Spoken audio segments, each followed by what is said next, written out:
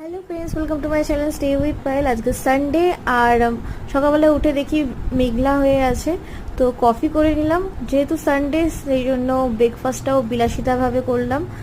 Croissant, তারপরে chicken pakora, আর সঙ্গে ছিল কফি। আর এই মুভিটাও দেখছিলাম নেটফ্লিক্সে।